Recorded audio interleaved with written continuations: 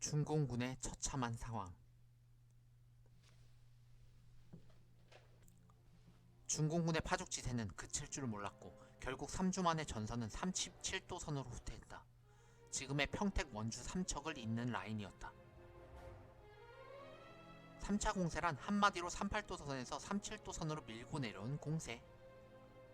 하지만 중공군의 체력은 점점 바닥나 있었다.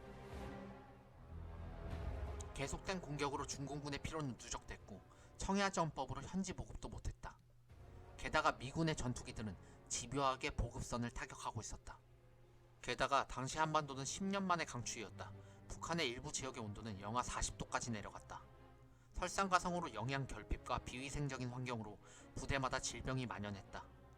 중공군은 물자 부족, 굶주림, 질병, 혹한이라는 최악의 고통을 견디고 있었어. 당시 중공군의 증언은 이렇다. 영하 30도의 기온에서 담요 한 장 없이 길바닥에서 자야 했다. 너무 추운 나머지 눕지도 못하고 앉은 자세로 쉬어야 했는데 미군 전투기 때문에 불을 피울 수도 없었다. 귀, 코, 손가락, 발가락이 슬쩍 건드려도 잘려나갔다. 혹한의 추위에 모든 총기류는 2시간에 한 번씩 시사를 하지 않으면 얼어붙어 작동이 불가능했고 차량도 2시간마다 한 번씩 시동을 걸어 놓아야 했다. 당시 중공군 장교의 보고서를 보면 이렇다.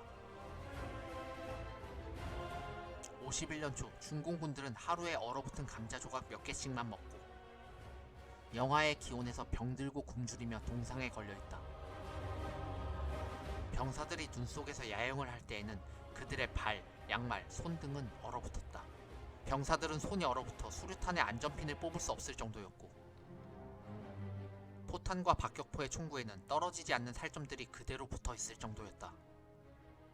수천 명의 병사들이 폐렴과 장염 때문에 꼼짝 못하고 누워있었다. 백선엽의 회고록을 보면 이렇다. 중공군은 미군 정찰기가 무서워 불을 피우지 못해 더운 음식을 먹을 수 없었다. 그래서 특히 소화기 계통 전염병에 시달리고 있었다. 그런데 미군은 그런 부분을 간파하고 있어서 중공군을 구호하고자 보낸 의약품 선박을 해상에서 납포해서 의약품을 강탈하기도 했다. 결국 이런 처참한 상황으로 37도선까지 내려왔으니 중공군의 전진은 거기까지가 한계였다. 피난민으로 뒤덮인 부산. 1월 3일 정부는 부산으로 수도를 옮겼고 전국은 피난민들의 남행길로 이어졌다. 피난민들의 최종 행선지는 부산이었다. 하지만 앞다투어 기차를 타려던 바람에 이산 가족이 대량 발생했고 얼렁 타라고! 갑작스레 부모를 잃은 전쟁 고아들로 넘쳐났다. 한국전쟁 당시 이산가족은 대부분 일사후퇴 당시 발생하게 된다. 다행히 흩어지지 않고 온 가족이 무사히 부산에 도착하더라도 당시 부산에는 거처할 곳이 마땅치가 않았다. 이미 부산의 인구는 120만 명을 돌파할 정도로 포화 상태였기 때문이다.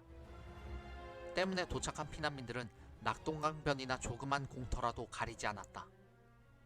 산비탈은 꼭대기까지 빼곡히 집들이 들어서고 있었고 산 비탈까지 빼곡히 채워진 부산의 판잣집, 지금도 그 흔적은 남아있다. 심지어 남의 집 마당까지 가리지 않고 집들이 들어섰다.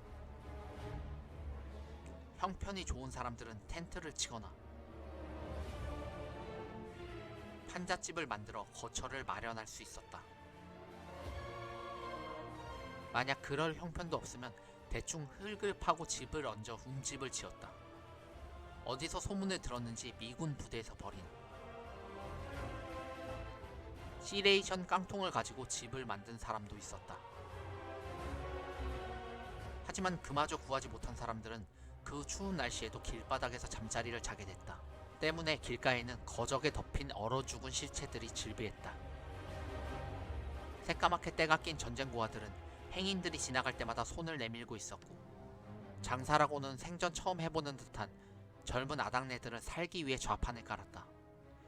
입술에 시뻘건 루즈를 칠하고 미군에게 서툰 영어로 말을 건네는 젊은 여성들도 있었다.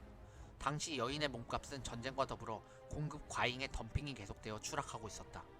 불과 쌀 한 말 정도에 여인들이 몸을 팔 정도였으니 말이다.